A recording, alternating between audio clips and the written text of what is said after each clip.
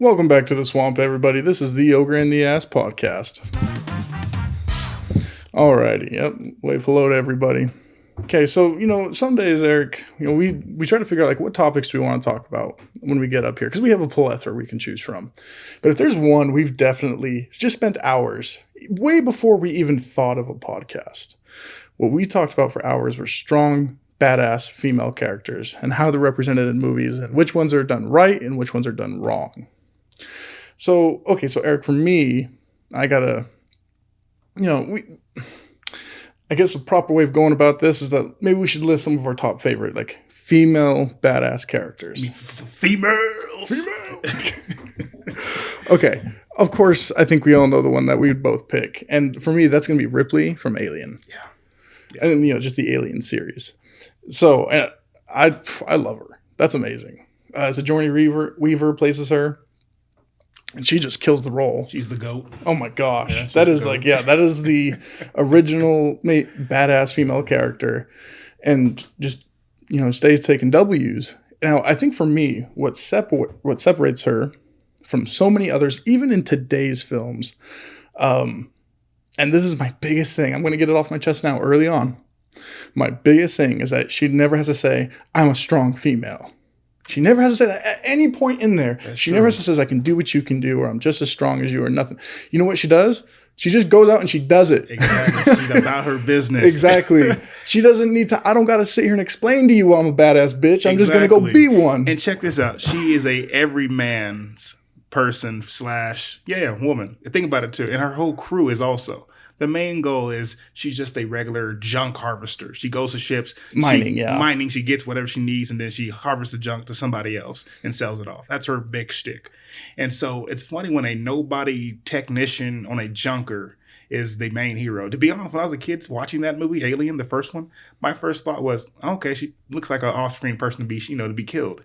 But as the movie goes on, I'm like, oh, wait, she's like one of the very last ones alive. She's the most badass one. And I think what's so great about it, what makes her so badass, is that she takes L's throughout the movie. Oh, yeah. No. She gets hit, burnt by the acid. She takes L's. She gets attacked. Yeah. There is no coming back. I don't know. This is weird. Yeah. No, she takes some L's throughout the movie, but she keeps overcoming them. Yeah. I think what I hate is, especially today, what seems to happen with or at least those who are supposed to be strong female characters, is that it's either throughout the whole movie, they're like, I can do anything you can do.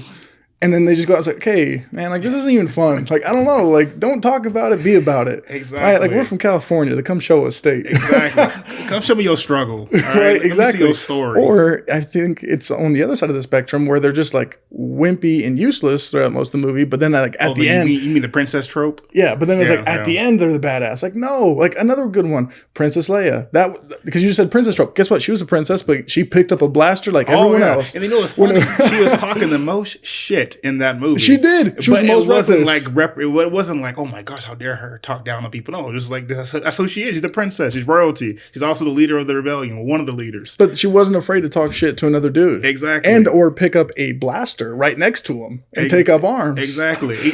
And also, too, how about a quick shout out to Mon Mothma? The redhead with the white gown in episode 6 of Return of the Jedi. The leader of the rebellion. Mm-hmm. She's literally a female. She's kind of off screen doing her own thing. But George Lucas is like, I like the female trope, He didn't do politically, He just did it because he wanted to. Yeah. And that's what they're missing today with females. Just do it without trying. Right. And that's the thing is, you don't make it look too hard. You seen that newest... Please don't be a shitty movie. No, it's going to be. That's my point. What is it? Terminator Dark Fate with the butch female? Oh, yeah. Yeah, it's like you so badass that I can't work with you. Right, you're trying so hard to tell me you're a badass that it just doesn't work. And I'm the same way with dudes. I don't want that to come across. Okay. Yeah, right. This? I think this even goes... Schwarzenegger Commando. Badass, but he still struggled. Okay. Yeah. I don't know. For me, it's... I think this way with guys too. If you have to tell everyone you're a badass, you're probably not a badass, right? Yeah. It's that form of peacocking to intimidate people, to get some form of respect or likability and whatever. And it's BS. Yeah. If you have to tell everyone you're the badass, I'm immediately thinking you're probably the biggest bitch. That's the first thing I think. You're a tryhard. Yeah. Yeah. No, I agree. So I'm gonna say you should name off a few. Sarah Connor from the Terminator series, the first two. I'm not naming the rest of the shit. Well, she was the big butch one you were talking about, weren't you? Oh no, Sarah right. Connor, the main female. Oh, that's right. The one who gave birth to Sean the golden Connor. child. Yeah, Sean Connor. Oh, not Sean Connor. Yeah, Sarah Connor. Yeah, sorry, Sean. Rest in peace. Sean. It's not Sean Connor, but you know what I mean. Junior. Okay. But okay, Sarah Connor from Terminator, and then Ripley from Aliens 1 and 2. I mean, the rest are decent. They were good, but she was always the same character. Yeah. And then there was Princess Leia, in the Star Wars series. She was always good. And there was two more. Oh, Xenon, remember her? Xenon? Yeah, from the 90s. Oh my! That chick. She always had that cool little sound effect coming out of her mouth before she went to battle. She was like an offshoot from the Hercules show. Oh, okay. Yeah. But she was really badass. She was from I forgot where she was from, but I never watched it, but I understand what you're talking about. Yeah. My family loved that shit. And then Xenon, it was the fifth one. Give me a fifth one, Tom. It was the fifth one. Oh boy, I'm drawing a blank. I think there's probably quite a few out there too. Let me put it this way too: it's not always just in action movies. I should say that. Crazy Rich Asians. Yes. A lot more female cast. I liked it. I don't know, for some reason the Asian community knows how to make good movies. No, they easily do. Yeah, like whether it's like I don't know. I don't want it to be misconstrued that we're saying only in action movies. Just so you know, you can represent as your badass in a way in a movie that doesn't even require yelling. Yeah. It's a way of how you carry yourself. Like, that's a strong female character to me. Like the Asian chick. Remember how her husband in Crazy Rich Asians was cheating on her because he was so downtrodden that she was rich and he was just some poor military dude. And she was just like, I'm not going to change for you. No, you changed for me because I've been very loyal to you. Right. That's empowerment. When she flexed herself and she realized who she is, she became a bad bitch at the end of it. No, I'm all about that. Yeah, because before that, she was always hiding her jewelry and stuff, trying not to look rich. Like, look, you're a humble person, so it's okay for you to look rich. You can you can be Princess Diana all you want to. It's fine. And she finally accepted herself as being a rich, privileged person, which was good. That's female empowerment. And Crazy Rich Asians, I recommend watching it. Great movie. Yeah, absolutely. I don't know. For me, it always just goes back to like that funny saying we mentioned earlier, don't talk about it, be about it. Yeah. But I don't think that only applies, obviously, to just strong female characters. It goes to anybody and anything. But especially in that, because today I think it's getting so downtrodden with a lot of like, oh, I don't mess with me, or I can do this and that. Just I can do anything you can do. Okay. Can you catch these here's my thing about it is I don't care when people talk their crap in a game, right? Like whatever. I was a rugby player and I always knew it was the loudest rugby player. Like it doesn't matter if it was during practice or in a game. It's always the loudest one I was the least scared of because he didn't scare me then because I knew what he was doing. It's a mental thing. You're trying to scare everyone and hoping that they won't mess with you. And no, that's just not a thing. It's not real. You're trying to intimidate them. It's called like everyone. If you're confident in what you're doing, you're always quiet because you don't need to talk. You don't need to know, oh, I'm about to beat your ass or I'm about to win this game or I'm about to flex who I am. You don't need to talk about it because your actions are going to say it and everyone's going to know the feeling. All right. Everyone's going to know when you're on screen or when you're on the field or whatever it is in life or whatever it might be, that when you show up and how you carry yourself, like that's the person who owns the room, the film, the whatever, because again, when you get Ripley from Alien up on screen, she owns the film. Yeah. So she is Alien. Yeah. I just don't like how things are being done now. So. It's bad. It's funny. A little off tangent. There was actually a statistic going around that the Japanese manga comics are overtaking American Western comics. So My Hero Academia, Boruto, whatever manga people really read. I don't read manga because it's already the anime is out. Whatever is out. They compare that to the Spider-Man comics, the X-Men comics, the Superman comics, Batman comics that Marvel and DC are doing. They're being overshadowed because they're all shit. Anything the West does now is shit. But the East, Japan, they know how to do empowerment. They know how to do good storytelling. They know how to make the audience really enjoy what they're watching and be invested in it. Oh, yeah. So, yeah. Yeah. And that's a shout out to our Japanese fans out there. We see you. Do we have them? Not yet. Oh, okay. Probably on YouTube. Anyway. Yeah. So, and I think there's a lot to be said with that. So if we kind of want to step out of the realm of film and just kind of talk about the confidence, right? We've mentioned confidence quite a bit on these podcasts, and it's about how you carry yourself. I'm going to kind of talk about this for the listeners who might feel that they don't really vibe with this, right? That they're like, well, I don't really know what it's like to be confident, or do I have to fake something? Like, I think we've all heard of, fake it till you make it. Which sounds miserable every time I hear it. Really? That sounds miserable. Fake it till you make it. Like, gosh, I don't want to hate my life.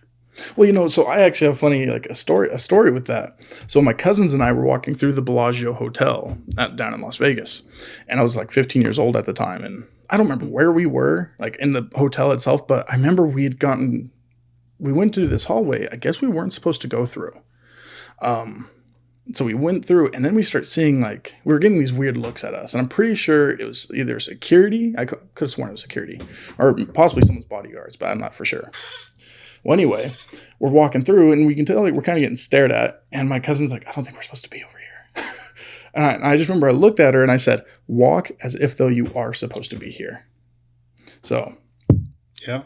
Yeah. And that confidence that we had, we were able to walk through. And then we actually we got to the other end where there was like a barrier keeping people out. Like, oh, yep, we weren't supposed to be here. We just got under and left. Chest out. Yep, chest out. But we held that about us. We looked forward. We kept talking to each other. We didn't like act suspicious. It was a fake it till you make it moment. But the confidence that we carried, that we portrayed, that we had, just showed like, oh, they know what they're doing. Okay, that's what I'm talking about when I see these badass female characters. And it's not just female, it could be literally anybody. It doesn't matter. How do you carry yourself, and how do you let people treat you? One thing about Ripley, you could tell it's almost as if though they wrote her that she didn't want to be the main character. But just because of circumstances and how she holds herself. The reluctant hero. Yeah. But she is going to do what she needs to do. And she's not gonna stop. Yeah. And to me, that speaks fathoms. She didn't have to go around pounding her chest saying, I'm the main character. You know what I mean by that? It was just a situation came up, a certain circumstance, and she rose to the occasion. Yeah. And that was it. Yeah. And that's how I think we define people who are leaders, confident, badasses, whatever you want to label them as. And so for me, I think films need to lean back towards that. I was like, stop with this talking shit. We can talk all day. I can sit here and say, man, I can go to the OC and mess everyone up right now. It ain't true. It's not remotely true. And that's not a challenge. But guess what? Everyone's going to know, and everyone watching this will know, like, yeah, he's full of shit. Yeah. Yeah, but when someone, and I just love this because to this day, he's still one of my favorite fighters. When Anderson Silva walked into the cage, he put on a show in the cage, but you could tell the second he walked in, everyone understood, like, that's royalty. Yeah. You understood that was the best fighter in the world during that time. During his prime, it wasn't even close. Oh, yeah, he was God tier. Yeah. And I still think he could debatably, I mean, people want to talk about Bruce Lee, and of course we'll never know for sure. It's kind of like a LeBron James and Michael Jordan moment. Well, but I say for Bruce Lee, it's a weight class thing. Fine, but I don't know. For me, I think Anderson Silva in his prime would go down as the GOAT fighter. And it was because during that, like, yes, he talked a lot to mess with his opponent, but he was so humble outside of the camera, outside of the cage. He was very humble. He didn't need to beat his chest saying, no one can touch me. I'm it. I'm the shit. Don't at me. Don't look at me wrong. Yeah, there's Anderson Silva, then there's like Brock Lesnar and every other fighter out there. Yeah. I don't know. I just think we're missing that now. I think people have to. Everybody wants to be Muhammad Ali or Larry Bird and talk their shit, which is fine. I mean, it's always good to have those outliers, but just be the best you. Humble. People, I like humble, Well, yeah, it's the silent professional for me. Yeah. So actually, you brought up Muhammad Ali. I think that's a really good thing because he was not quiet. That man talked shit, and as he should. At the same time, too, I think it's what was needed. Of course, obviously, he represented the black community in such a strong way. He needed to be loud and vocal. He needed to get up there and say, "There's not a white man that can whoop me." Yeah. Why? Because during that time, that's what was needed. They needed to show like the best fighter right now is black, and he's not just winning; he's whooping ass. Oh yeah. So that's my thoughts on that. Like maybe there are times to be a little more loud and outspoken about it, but I don't know. I just feel like the person who carries themselves just walks in there. Oh, like look at Mike Tyson. I know we're using a lot of fighters because I think that's the best representation of like a badass. That's just very natural for us to think about. But Mike Tyson, when he got into the ring, he was quiet. He just stared down his opponent. He just stared him down. Yeah, stared him down. Think about eating them, their kids, their family. Boy. Yeah, look, that's a whole nother thing. Eating their ears. After, oh boy, that man had an appetite, right? And yes, afterwards he talked his shit, but you could tell the moment it was time to sack up, to get into the ring, he was quiet. Why? Because loud words don't mean anything. You don't scare. If someone tries to yell at me, I'm not going to get scared by him. But it's the person who is just very calm in what they do, and they're still going to engage you. I'm like, oh, like he's confident. He knows what he's doing. Only confident people, or I should say this, like people who know what they're doing are always confident in what they're about to do. So if they're about to whoop your ass and they're quiet, you better be careful. I know, right? You better watch out. Watch your P's and Q's. What's he know? What does he know? I was thinking about going back to Ripley. Remember how in Aliens, the second one, where she meets the Marines, the colonial Marines, and they're all about hoorah, gun, all that bullshit, being loud, beating their chest, and she's telling them, "Hey, look, I've done this before. You don't want to mess with these people, these aliens. They're not what you think they are. They're not easy. They're not sweet. They wouldn't listen." So she reluctantly goes with them to survey the situation and try and help them out. And then everything turns to hell. The whole squad, most of the squad gets taken out, and it's just. I remember towards the end of that movie of Aliens, me and you, our reaction when she says the line. Oh my gosh. We won't get into that. Let's not get into that. But that line where, she's in the mech suit and she sees the queen, and the queen, trying to get the little girl. She says, "Get away from her, you son of a bitch." And we go, "Oh my gosh." That's a strong female right there. Right? Because I think that's what everyone wants. Everyone wants to be the person like, okay, look at that right there. They didn't need to fake anything. It wasn't like she went fisticuffs with that big alien, No. right? Like, and somehow she magically found this strength to go toe to toe with an alien. No, she had to jump in a make suit. Yeah. She almost had her shit rocked.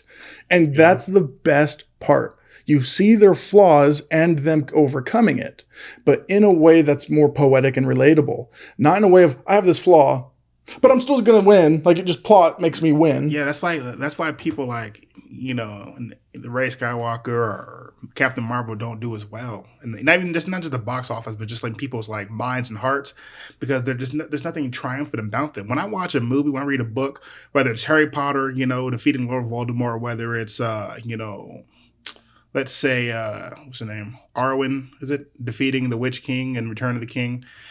I hope I got that right. Yeah, it's Arwen, not Eowyn. Is it Eowyn? I don't remember now. Yeah. I've been watching. I've read the books and saw the movies. But anyway, you want to see a struggle there. If you don't see a struggle, you're not invested at all. It's not relatable. I can't. Okay. And this is one of those things for me where I need to know, like, could I be in that situation? That's what everyone loves to do. People love the feeling of like, what would I do in that situation? Or could I do that? Yeah. And so again, if it had been a moment, let's just say she didn't get in the mix and she's like, "Nah, I'm throwing hands with this alien," and she somehow started winning. Yo, movies now would do that kind of shit. I know. I absolutely know. Oh, yeah. I absolutely know. Or it's like, well, how is she winning? It'd be like, because plot, that's why. Right. Like, there's no thing about it. It's okay to get help and still be a badass. You can get helped and still be a badass. Boy, I know I'm using like a lot of male figures, I guess, but like I think of Arnold Schwarzenegger, who during the 70s, 80s, and 90s, you could debatably say was the most dominant man, I guess, portrayed. I know, I'm not saying he was like, as far as fighting, not at all, but he was definitely seen as an alpha male. He was the Terminator, Conan the Barbarian. All right. We're not talking about his acting. Let's show some respect. Put some respect on my name. The governor of California. Gosh. No, but for him, like I look at that, and you see someone who is this alpha male, perceived alpha male, just because of what he did, moving here from Austria, becoming as big as he did, especially in bodybuilding. But he'll always say, like, I was never a self-made man. He couldn't have done it by himself. And he says that too. It's okay to be a badass and have a support group. You can be a badass and have a support group, not be a lone wolf and think I can take on any challenge. That's not even realistic. Yeah. Name one person. Let's honestly, for our listeners or viewers, if you have someone that you think was the lone wolf, not on film, let's talk about real life. A lone wolf, but they are just a badass. They are a self-made man, proclaimed self-made man or woman. Please leave that in the comment section. I will really go and I will do my research on it. because I want to see, like, there's no way you become a badass person in any form of the way by yourself. Oh, yeah, it's not a thing. Oh yeah, there's always somebody there. He has a mentor to help you, whether it's your Yeah. parents, grandparents, whoever. There's someone there helping you become that badass. Yeah. You're not born into this badassery. So, yeah, I hate that term, self-made. Yeah. No. I hate it so bad. I mean, don't get me wrong. You can make the argument, oh, well, I made like Nikola Tesla. I made the idea, so therefore it's mine. But you still need people to help you build this shit. Because you're not going to mass produce your ideas to the world. We could get into that too, honestly, in that. Like, when you just brought Nikola Tesla. Okay, so Nikola Tesla, I'm not going to act like I know everything about him, but everyone says, so Thomas Edison, the man who created the light bulb, vast majority of his work came from Nikola Tesla.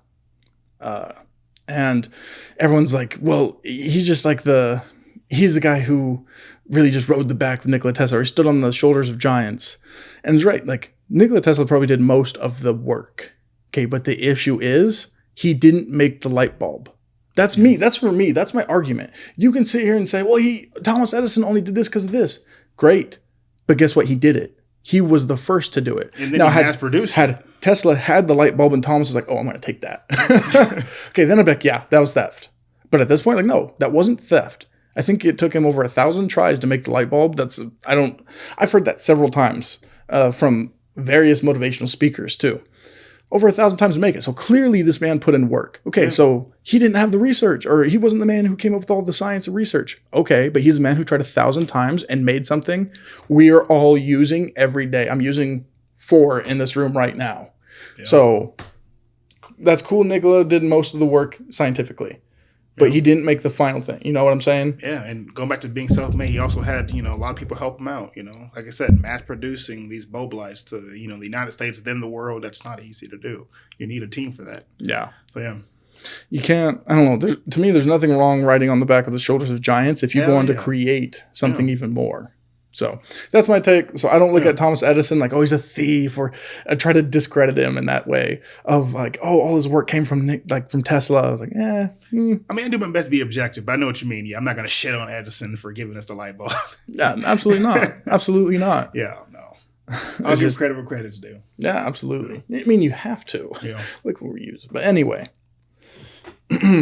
Well, so Eric, I guess going into this a little more, talking about what makes someone, what's that term? I've been seeing this a lot on like memes and stuff where someone's like out on the dance floor and they're just having fun. And they're like, man, that person's the main character in their story. I think a lot of people, do we go through lives and do you feel like you're the main character in your story, or do you feel like you were just the support character for someone else? Look at every anime or any like cartoon, video, whatever, movie, any sort of like series. And of course there's supporting actors and then there's the main character. And in your life, do you consider yourself a main character, or do you feel like your life is just fulfilled supporting someone else? And I don't mean support as in just financially. You know what I mean? I mean support like you never really get your moment. Let's think of something. I guess it's weird because, it's funny you brought that up. I do think about that from time to time because, I enjoy, every now and again reading a book, whatever. I used to read a lot more years ago, but I remember thinking to myself, like you just said, if I'm a character, am I the main character or side character? That's a good question. And for me, I'm a huge Star Wars fan. And so within the Star Wars universe, I used to read a lot of their books. There is, the big 3, Han, Luke, and Leia. But then there's all the background characters. And, everyone in the Star Wars universe, from Kashyyyk to Coruscant to Tatooine, everyone in the background has a story to tell. Now, how much spotlight is put on it? It's solely up to the writers, of course, but every character you see in the movies, chances are they have a story. And so I think of myself not as the big 3 in the real world, but as one of those background characters, like in episode 4, A New Hope, the Mos Eisley Cantina scene. There's all those little crazy characters in the background. And you just think you're one of them? Yeah, I'm just one of them. But if you look at the books prior to Disney buying it out in the Legends books, they all have their own story. They're there for a reason. They're all there.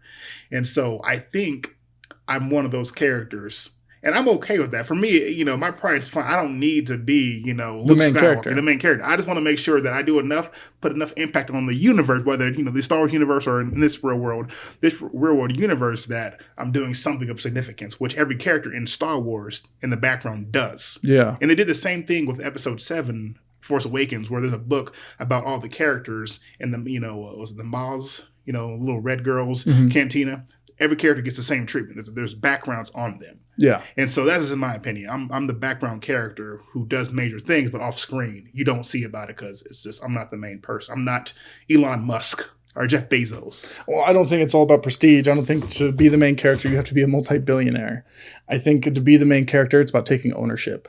Yeah. Can you take ownership of your own life? In my own universe, yeah. Yeah, like in what you can affect, right? Like, I don't know, for me, and I guess we're going a little bit like what Joe Rogan talks about. So Joe Rogan has this motivational little bit that he gives people. Like, let's just say your life's a movie and it starts right now. Are you that like the loser in the beginning of the movie? And how do you end it? How are you going to end the movie? Like right now, just imagine cameras are always following you. So kind of putting it that way, like all of our lives are written in the book of time, right? That's our story. And in your story, that portion, that very small portion in the book of time, what is it that yours says? And how did you act? Now, I'm not saying being a supporting character doesn't mean you don't go out and do charity work for others or that you always have to be selfish, but it's about taking ownership. It doesn't matter what it is. You don't have to be a multi-billionaire. You could literally be like very, very humble person who makes next to no money, but in your life, you take ownership. That which is when I go out and do things, like I'm doing what I want to do, right? Like I'm not wasting my life doing things other people want. So I know someone right now, he just wants to live off a very small income his whole life. And he wants to buy cars, like be able to save enough money every year to buy one car and give it to a family in need. That's what he wants from his life. To him, that brings fulfillment. Yeah. And doing that, he's becoming the main character of his story. Why? Because he's dictated his morals and what he wants from himself and from everyone around him. How he's going to be treated and how he wants to treat others. He's dictated that. Now, just because it's not in glamour, it's not in lights, like it's not what everyone wants to hear. Yeah, it's not the red carpet. Right? It's not the red carpet, but he's taking full ownership. He knows his morals and ethics and what he wants from life, and that's what he's doing. And to me, he is the main character in his life. Yeah. Because he's not bowing down. Sorry, go ahead. I was going to say, and I think with his story, regardless how big or small he shines, he's going to stick out more because he's more unique of a side character. Like, that's a really random goal to have. But that puts more interest in his character as you as the reader or you as the viewer watching him in real life, Yeah, and that's the thing, too. It's one of those, of course, like he's not going to be in the limelight. But when you meet him, you won't forget it. Obviously, this is that's why we're talking about it on the podcast now. And I think that's amazing that you will find those people who are out to do something amazing and then but they don't want the light for it. And I think that's even harder to find too, because who doesn't want to get some recognition? Yeah. I feel like a little bit is healthy for you. Maybe a little bit. Yeah, for sure. Anyway, no, I don't know. Like, I guess the way of describing like, how do you know if you are not the main character in your own life story? And that being said to me is, are you actually living a life you want? Don't tell me I'm happy with what I have. I want to know, is it what you want? There's a difference. Yeah. That's honestly, it's funny you say that again, because I don't know. For me, I do think to myself when people talk about, their marriage or, their relationship, their job, whether they went to college or not, my thought is, are you happy? In my mind, I don't tell this in real life, I don't care to. But in my mind, when they tell me about their goals and what they've accomplished, I always have to think to myself, are you happy? Because me and you have ran through a lot of people who have been married, gone to college, and whatever else, and life has just said, you're not going to be happy because of insert reasons. Yeah. And, I'm just, like you said, are you happy? Well, and I don't think it's always happiness. Because here's the thing. Right now, like, you and I we definitely don't live by what people would consider a dream life at all. Not even close. Yeah. You can tell how poor we are by our wall. Look how barren this is. But can we be happy with it? Yeah. Yeah. Does that mean that this is the life we want? No. And that's why I'm saying the main character is always going after what they want. Yeah. Right? They're doing what they want. And so we can learn to be happy in very humble circumstances. Anyone can. And I think it's a good skill. It's a good skill to first come to terms with where you are, but then ask yourself, is this what I want? I am happy where I am, but is this where I want to be? And those are two different distinct things that you need to figure out. And I think that's where you start finding out that you are the main character. Yeah. I know that happened for me in my life. It's probably just been the last couple of years now. I've decided to take the reins and be the main character. Hence, one of the things we do now is a podcast because we said we were going to do it. We wanted to do this. We wanted to get out. We wanted to do something we've never done. Yeah. We're not out there. We don't have millions of listeners. No. Thank you. Shout out to the listeners we do have, though. We really appreciate it all. But But here's the thing. We enjoy doing this. Yeah. We enjoy the small community we have around us and being able to serve them and talk to them and engage with them and being able to grow from there. That's what we chose to do. And that's what we wanted to do. So I don't know. I think I could go on that forever because it's something that people get trapped in, almost a happiness trap. I know that sounds so silly. You're right. Especially in Western cultures. You notice that. You're good. You're good. Okay.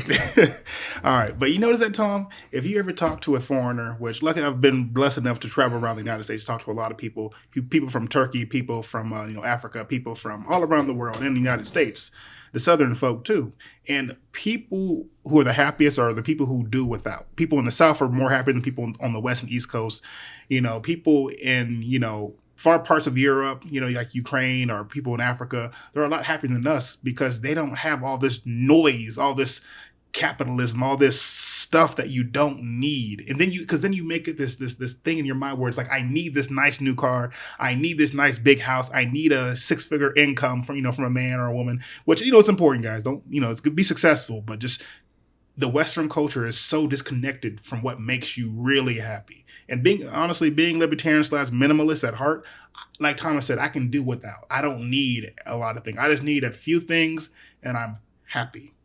That's it. I'm happy with a few. So here's my thing about the happiness trap of what I call it. And people are going to say, like, there's probably people rolling their eyes.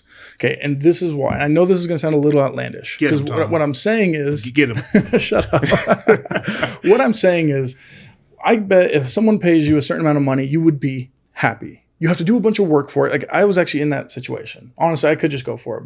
Back when I worked for Dish Network, where I was getting paid a lot of money, more money than I'd ever been paid. And I could have looked at that and just said, oh, like, that makes me happy. But I wasn't happy from it. I was doing work that I didn't like doing. It wasn't happiness for me. Now, I was happy when I saw paychecks. That was great. But I was not happy with that life. And so that's why, I moved to something different because that's what I wanted to go do, at least something I felt more fulfillment from. And of course, I took a huge pay cut, but I was still am much happier since then.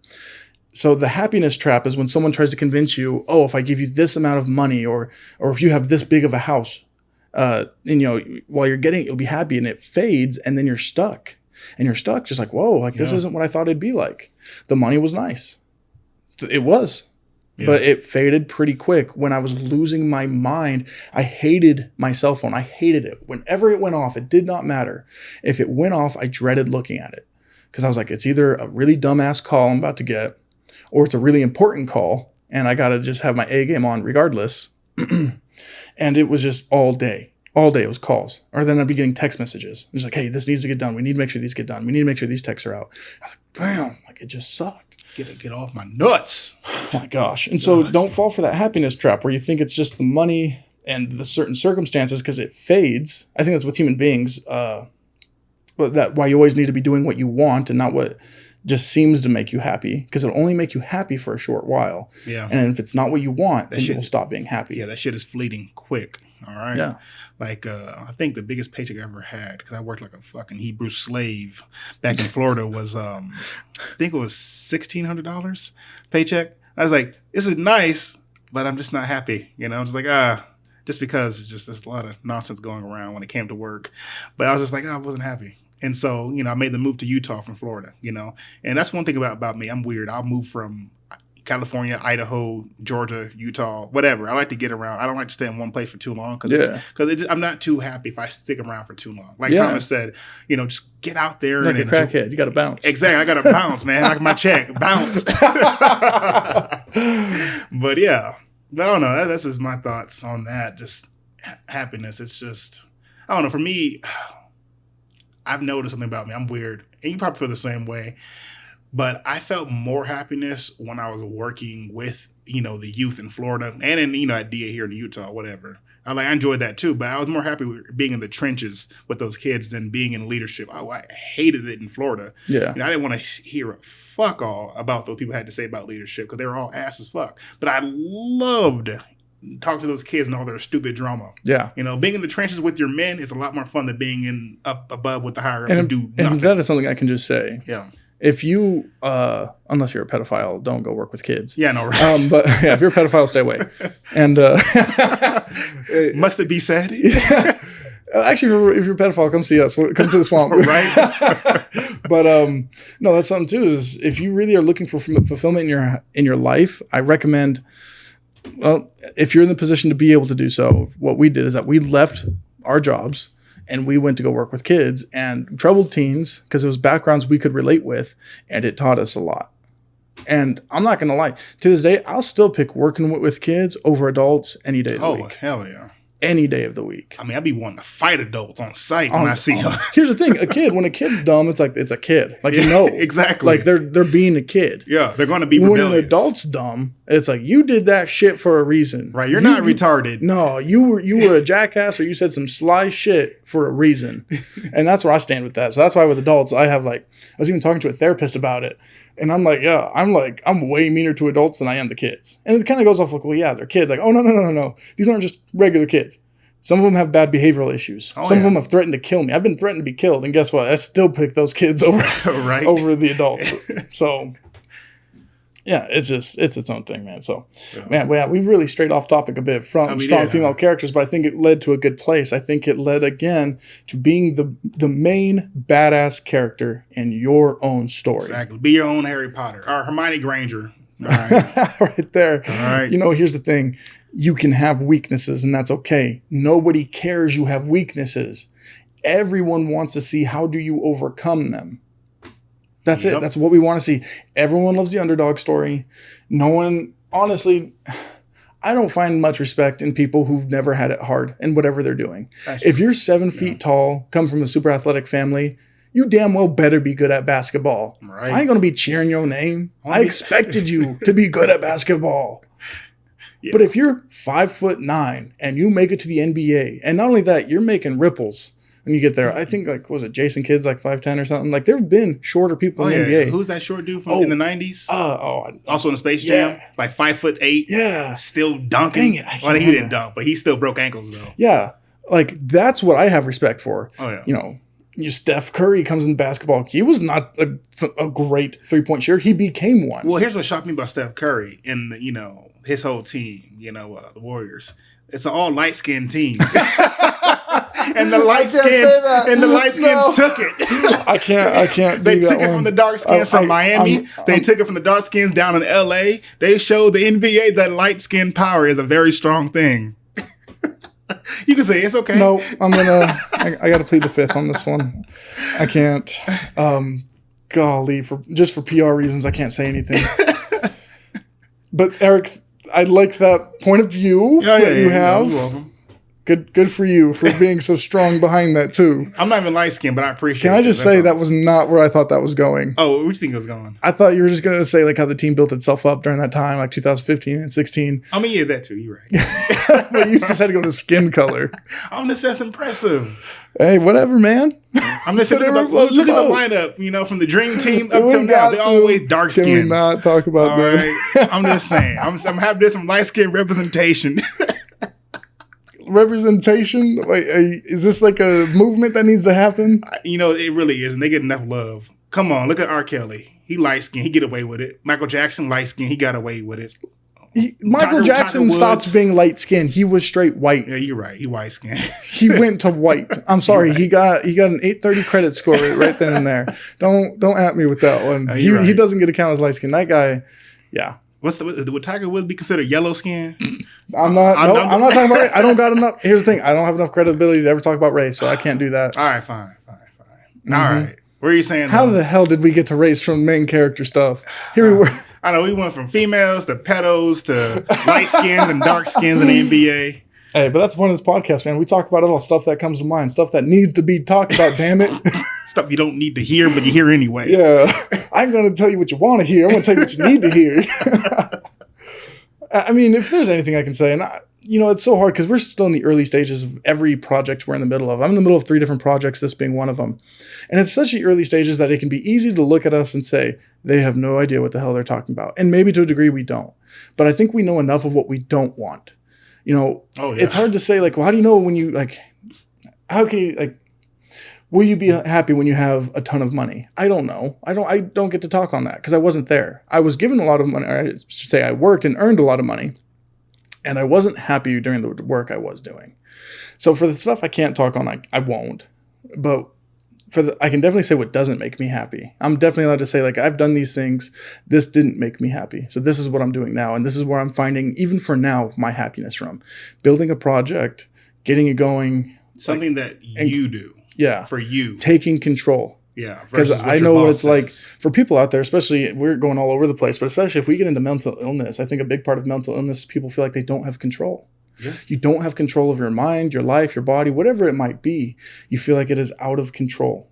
And to be able to grasp whatever it is and to bring that back to you and give yourself back the power. I know what it's like to think, how could you amount to something in this world? I remember that. I remember laying in bed as a 19-year-old little shit. 19, I'm an adult. 19-year-old big shit, but all right. 19 years old, laying in bed. I'd been diagnosed with clinical depression. I'd suffered from it for at least 9 months straight on it. Just so heavy. Who hit you anyway? Huh? Who hit you growing up? Damn, not enough. I should have hit the depression out of me. God. But no, it was really 9 months at 19 years old. And my mom's such an angel. She is so amazing. Because, I mean, what mom would let a 19-year-old just be able to stay home? But it was one of those things. I mean this. I'd be invited to go to friends. I was invited to, I should stop saying literally in ways I don't need to, but. Literally, thank you. I was invited to go to Disneyland, to kind of give you the headspace I was in. I was invited to go to Disneyland by a buddy, all expenses paid. They knew the situation I was in, and it's like, dude, just come with us. I had obviously nothing going on. I was in such a bad head place. I was laying in bed when I got the call. I looked over at my shoes, and I will never forget the feeling that I didn't want to get out of bed so bad, even just to put on shoes. I made up a lie and said, no, I'm sorry, dude. I'm busy this week. I can't make it. I couldn't mentally bring myself to put on shoes. I had no control. And over the last few years now, I've had to learn to take that control back, to get myself up when I don't want to attack things I don't want to. And that has been probably one of the happiest things. Is there still hard times of depression? Absolutely. It doesn't go away. It follows you. And that being said, like, when you start realizing how much control you actually have in your life, you begin to become more powerful. You begin to become stronger. You begin to become more competent. And then it turns into, well, I actually have this much control. What else do I have control of? And then if you realize, like, man, people treat me like shit. Backtalk someone one time. If someone calls you a bitch, call them a bitch back. If someone talks about your mom, hit them in the mouth and tell them, like, say that shit again. It sets a tone. Yeah. That's actually one of our talking points too. Yeah. It sets a tone. Yeah. Why? Because I realize now I am in control of how people are allowed to treat me. I'm in control of either you are in my life or you are not. And if you don't treat me right, you are out. Oh, yeah. Everyone, you're not an asshole for doing it. I know I haven't always treated people right. Maybe to this day I don't. I don't know. But if they've removed me, it's because they felt like I wasn't right for their life, and more power to them. I've removed people from my life recently. It's because, no, you weren't right for me. I didn't need that in my life. Yeah, no, you're definitely right about that. I mean, I'm just saying, growing up, I was a bitch boy. I got to the point to where I got bullied so much at the Boys and Girls Club back in Menlo Park that my mom yelled at me for getting my ass whooped. She got mad at me. All right, that's a good mama. I had she is though. I had low self-esteem. Just sagging my pants. Didn't look like a nobody. Like a somebody. And then I finally just snapped, started throwing hands and shit, getting my ass beat. But that's okay as long as you try. As long as you try. Exactly. As long as you try. Because then it feels better. And now years later. Whether it's in person or online or at work, people know my opinion on something because I'm not going to be their bitch boy, from the Bay Area who was 7 years old taking these L's. Like, no. Yeah. And I'm much happier this way. Absolutely. And I hope this doesn't seem like it's getting into like toxic masculinity. It's not. But it is about saying like what is allowed around you and what isn't. Yeah. What is toxic and what's not. Cut out the toxic shit. Cut out the bullshit in your life. I've heard this quote once, and I've tried to make sure I do well by it. And I know maybe I haven't always. But it's a quote of when you realize, I guess it's not too much of a quote, but it's more of a principle. When when a buddy comes to you and is like, hey, this person was talking shit. It's like, okay, why did they feel comfortable telling you? That should be the first thing that comes to your mind is, why did they feel comfortable telling you? Yeah.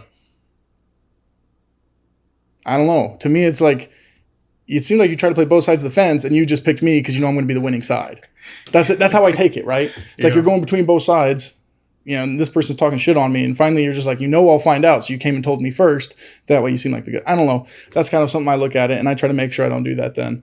Because it's like, no, especially if you're going to talk shit about people I care about, I'll talk shit about people I care about to their face. Oh, yeah. It's to way their more, face. way more 100%. fun. If people were in this house, oh my gosh. If you guys heard what Eric and I say to each other in this house, you would think that we are an abusive couple. And we're not even a couple. We're just a couple of idiots. That. Right? We're just roommates. Yeah, we're just roommates. And people would probably think, damn, they always saying weird stuff. We're always yelling at each other about something. It's not even like, most time it's just actual shit talk. It's nothing ever serious. Yeah, like me, whooping your ass in the weight loss, bet. Oh, don't even dare. Yeah, that's going to happen. You got more chins than Chinese in the phone book. Look at you. Oh dang, I just said a race joke. Looking like a whole ass swamp.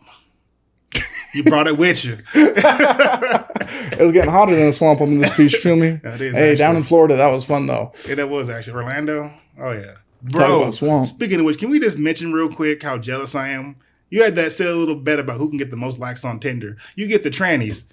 I'm upset. Not my thing. I'm betrayed. Not my thing. Yes, so Eric and I had a bet, just because everyone knows, and I can't believe we're on this topic, but we had this thing when we went down to Florida. We both got a Tinder, and we both could see everyone who liked us. Mm-hmm. Now, doesn't mean we swiped back on them. We both got like the premium thing for a week, just to see like how many likes we get. And I was getting liked by a lot of people who were transgender. And I got all the duds.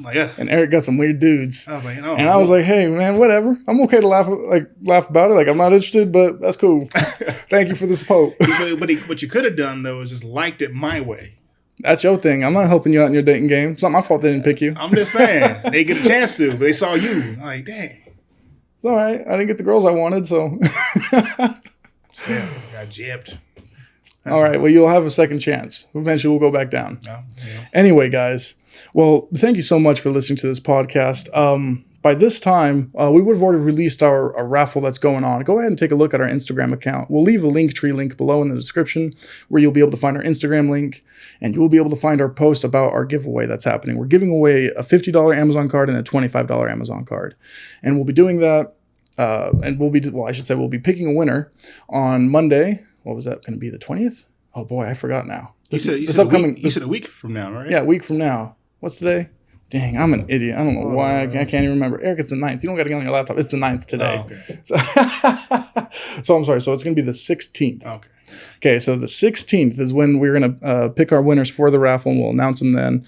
So go ahead. All you got to do, you got to follow us on Instagram, like the post, and tag one person in the comments. That's it, to be able to enter the raffle and be selected. So go do that now. Also, if you have time, hit the like button and subscribe button. We see that. We always appreciate it. And we love your guys' comments on there. Man, for the comments we do get, may not get tons of them, but they are funny. I do like that. I enjoy them. Going through it. So, and also, too, real quick, I do want to make sure I do right by y'all and be more interactive. Because I'm really bad with, like, the work Instagram. I can do my Instagram just fine. But the work one, I'm kind of like, blah. But I will do my best to be more interactive with the crowd. Because I do enjoy the feedback that Thomas gets as the ogre. Yeah, Eric, we want to make sure the ass gets a little more interactive. Yeah, we know we got some ass people out there. And that's something, too. How many people are team ogre and team ass? That's crazy. Especially in this weight loss thing. Like, I know I'm going to beat your ass at this. No. Hey, just so everyone knows, for how big I am, just to show how fat Eric is underneath his clothes, he's less than 40 pounds. I should say this. I'm less than 40 pounds away of being the same weight as him. And for the height difference, the size difference, you would think it's more. So, Eric, I could see that McDonald's from last week really showing up on him. What you mean? Double the Big Macs. What are you talking about? You're hitting with the Rick Ross. Anyway, guys, all right. Hey, no, let's just wrap this up on. We're tired of listening to us. This has been such a fun podcast, being able to talk about the topics that come to our mind, stuff we always want to get off our chest. So anyway, thank you guys so much for listening. But like always, and until next time, stay the hell out of our swamp.